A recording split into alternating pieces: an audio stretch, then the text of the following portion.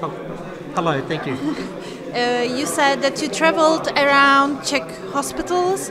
I would like to ask you for your opinion and impressions from the hospitals. Where were you and what were the impressions? I went to the institute just outside of Prague. Klecany? Yeah, Yeah, I know. Yesterday. Yes, yesterday, yes. Notes, it's called. Right. And you, DZ. Yeah. And I also went to a large town about an hour and a half's drive away yesterday.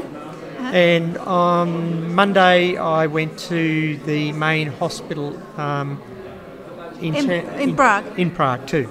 So I've seen a few facilities and seen a number of community sites, and there's a new community team near the main Prague hospital that's been commenced, and that was really exciting to see the work that they've started. I think that's excellent. I think the other community team out in the country area, they've been undertaking some really good work around housing and services, and that's really exciting to see the work that they're undertaking. I think in terms of hospitals, I think like all around the world, there are variations in hospitals in that you've got the brand new institute has very modern, up-to-date facilities that is just wonderful.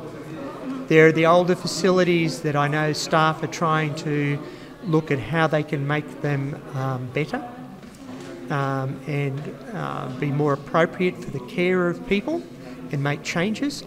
But that's part of that struggle when you work in the area of mental health, to work in that region, to make change for patients. And I think that's where it's important for advocates from the mental health area to help support clinicians in seeking change. So I'm glad you liked the community-based centers in the Czech Republic. And I have another question. Listening to your talk, I was really interested in the Snoozing Rooms. Can you say something more about them? If people really snooze there, or what if they are alone there, or if they can communicate? Yeah. So a Snoozeland Room is a single room that will have a chair, a very comfortable chair. We'll have what are called safety blankets. They're weighted, so people can put them over them if they want to feel comfortable. They can hold on to some people like to hold on to a teddy bear. They can listen to music. The door remains open, so if they want to talk to somebody, they can talk to somebody, and they can sit in there for as long as they want. And they provide a sense of comfort, and it's a time-out space for them, where they're not coerced to do anything, but they do the things that they feel comfortable doing that make them feel safe. And can they stay there for how long they want, or is it limited? No, they can stay in that room for as long as they want. Most people young people probably spend less time. I've seen adults that have spent a couple of hours in there. But it just depends on the individual, what they need. And this is in hospitals, or is it in your community service? So we have them in the hospitals, but there are some parts of our service, particularly for adolescents, that are trying to develop a similar thing in the community. I think it's a really good idea, and I would really appreciate it when I was in hospital. Yeah. Our emergency department, they've actually looked at it, and they've wondered whether they might introduce it for disturbed patients that come in with other problems, to have a Snoozeland room for them too. Whose idea was it? Do you know? I don't know. It's really been written good. about for a while, but I can't remember who first described it. It doesn't matter. And another thing I wanted to ask was if there's a different program besides therapeutical program in the hospitals. Like here we have some artistic activities, various artistic activities the patients can do. So within our hospitals we have people who do art. We have people who do exercise programs. We do music therapy. There are people who do writing. So there's a whole range of things that people can do. I'd like them to be able to do more, but but there are some limitations on it. Yeah, I think it depends whether the hospital is big. So if it's bigger, then there are more of such services, and if it's smaller, then there are more limited, isn't it? Well, even in our small hospital, which is 23 beds, we do exercise, basketball.